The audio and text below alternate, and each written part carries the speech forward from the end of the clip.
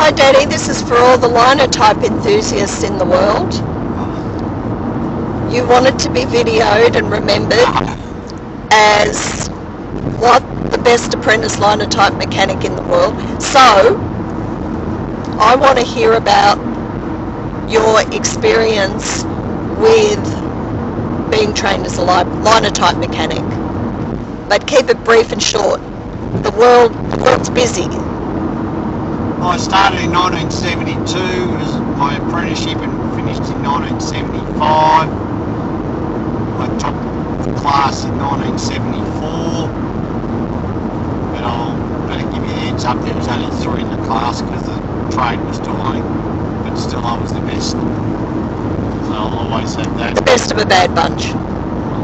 That's your words. I was the last linotype apprentice put on the Age newspaper, David Simon and Co. In Melbourne, Australia. Melbourne, Australia, yes.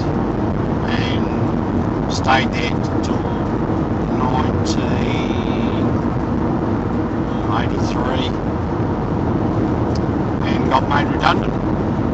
Went in and... Why were you made redundant? Well, they went to offset. They didn't do any more letterpress. So a lot of types became extinct. And the Age had 39 piece machines and I think there was about 15 what they call time machines and 8 tape setting machines. 3 Monarchs and 5 converted C4s. There's history. For the enthusiasts? Yeah. So what else can you tell the enthusiasts? I worked with, we had a day and afternoon shift. Day shift we did mainly the maintenance. They had a few operators on, but all the paper was mainly done after 5 o'clock in the evening for the next day. So what was the very, very best come memorable part of working on a linotype? If you were going to pick out one thing,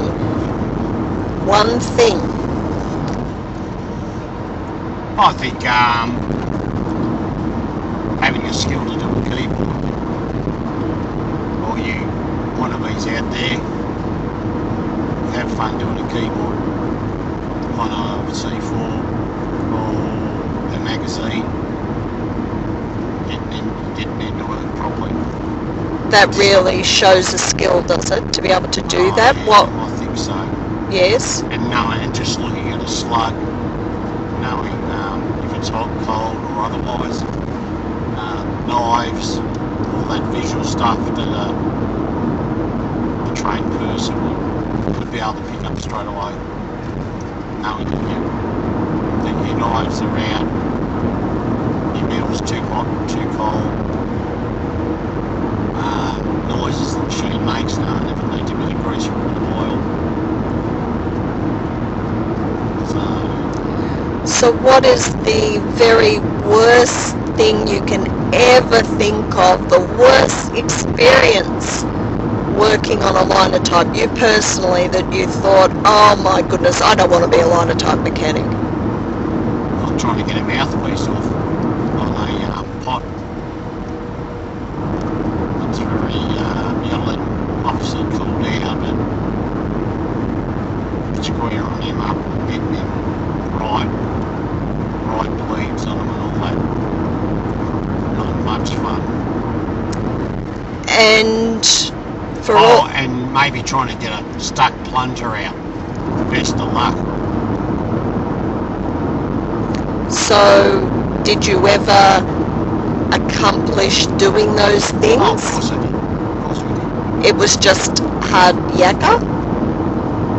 Yakka's work for any Americans that are going to watch this video. Oh, yeah, bit of hard work. It's more of it's just fiddly and time consuming, and you just got to take your time. And newspapers, we mightn't even be reading newspapers in years to come. You worked for The Age, and you have told me that it was a good organisation back then to work for. Tell me one thing that was memorable about working for that organisation.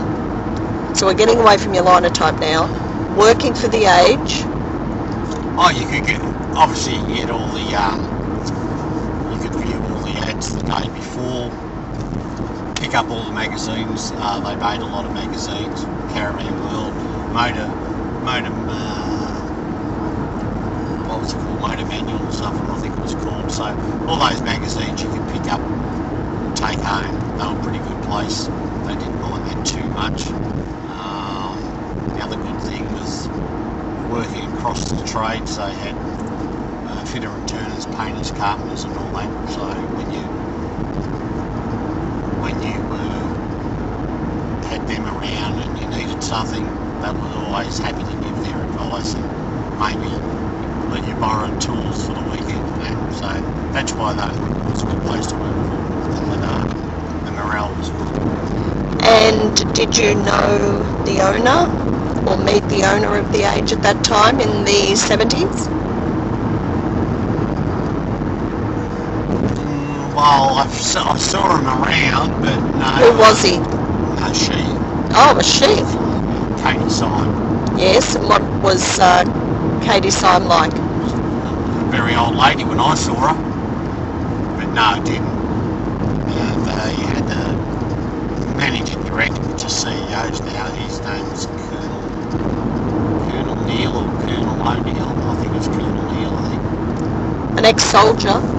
Well, that's all I knew him as. Yes. So I'd say it would have been. Yes. And after him came a young guy called Ronald McDonald.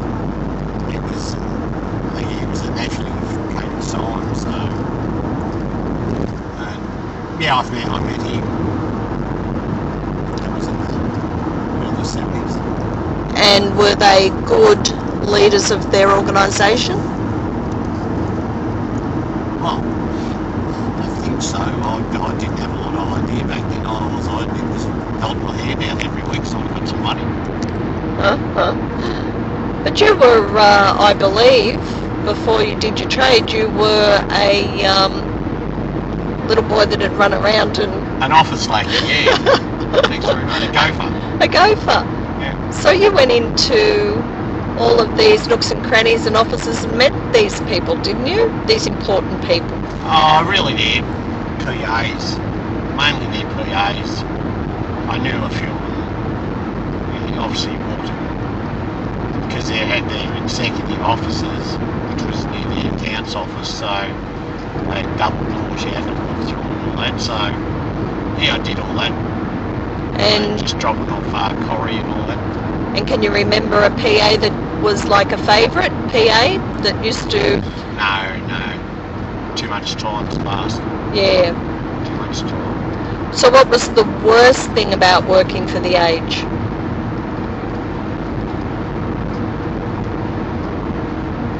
Thinking. No, I don't think anything was too bad. Oh, we had to work for all the only public holidays in the newspaper was Good Friday and Christmas Day. But you never worried about it. We really didn't. Never ever worried about it. Because we got 6 weeks, 3 days annual leave. So if you're going to say something to The Age in present day, what would you say to The Age in present day? The Age newspaper. One thing.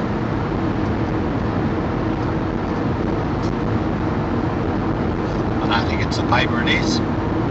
Because it's everything's driven by $1 now. Back then it wasn't. They had morals, I think, and no doubt they still got their morals, but it's $1 driven now. And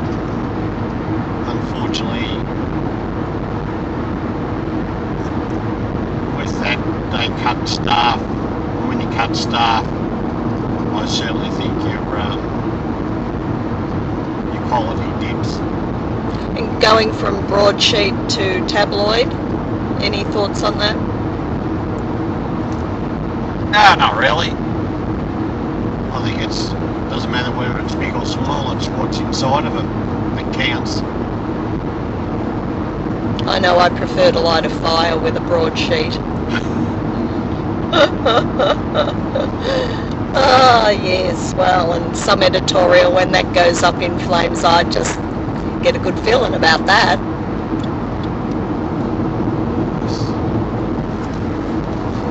So, have you got anything else to say? Reminiscing here? Oh, wait, before we finish, tell me one thing. I believe that you were offered to stay on at the age and they would retrain you? Yes, I had to make a choice whether to leave the age or take up an opportunity to be retrained in electronics. Now I'm going back to 1983 and computers back then they took one whole floor. So I made my choice to leave, and I never regretted it. It's something you just got to live with. So why did you choose to leave? Money. Yes, because you were... got rid of a mortgage. Yes, there was a reason. Yes. So, and yes, I took a big drop in pay because as soon as I walked out the door, I lost my trade. So, correct me, but if I'm wrong, but you did have transferable skills from that trade, right? Not so much as only my mechanical aptitude. Yes, well, they're the skills. But I didn't only work on Linotypes, I worked on Burby punches, teletypes, Siemens, tape punches, Kodak developing equipment. So we went out there and did a lot of things, and that's at the age towards the end. So that enabled me to just slot straight in to fix the photocopiers. Pretty easy. However, there was a pay drop in that. Yes, big pay drop.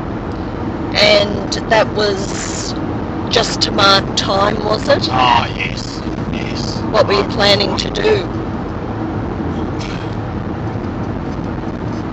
Probably secure a job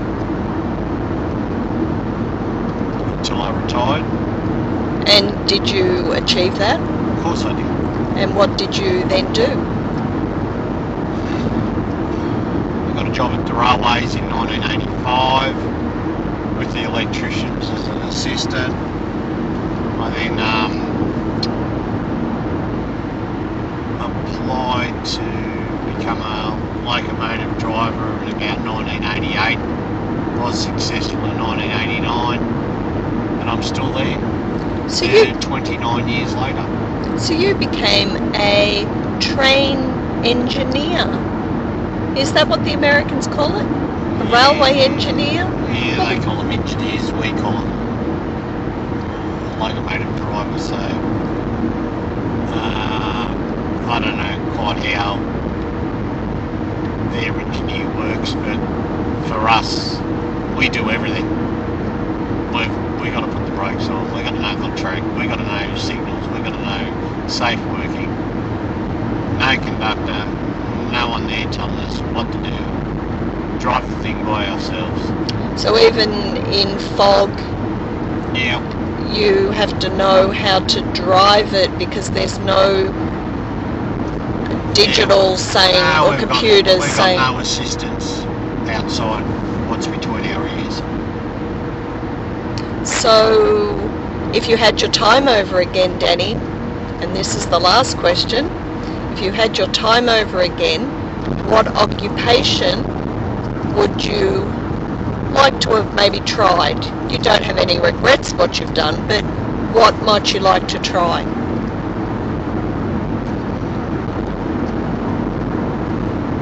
If you had your time over again. And you couldn't do train driving or Linotype Mechanic, what would you like to do? What would I like to do? For a career, as an occupation. Be a test driver for a European car company. Well, that's a new one. I thought you were going to go into electronics. No, Okay, well, you do surprise me. Well, this isn't finished yet. Why a test driver for a European car company? you're driving the latest and the greatest, and driving a car now, it's not all that hard. So you would obviously be trained to put these cars to their limits. So I think that's what it's all about. Sometimes you like going to the edge. Oh, That's probably a good way to do it. well, I can't wait for our retirement. We'll go to the edge. Oh, yeah. No, not now. It's all safe, secured, and locked away now. So, if it was a European car company, have you got any specific brand? Oh, you want to live in France, so it'd have to be a French company. Renault? That's not exclusive brand. Oh, well, again, it's sort of, as long as they paid well. Oh, okay, you don't worry about so much the car. No. Well, Danny, this has been very informative, and I'm looking forward to going to the edge with you in retirement. Get that BMW I want, and we'll give it a bit of a run for its money. Oh, well, we'll see what happens. Anything further to say before I turn this camera off? Enjoy. Enjoy life. Yes. It goes too quick. Yes.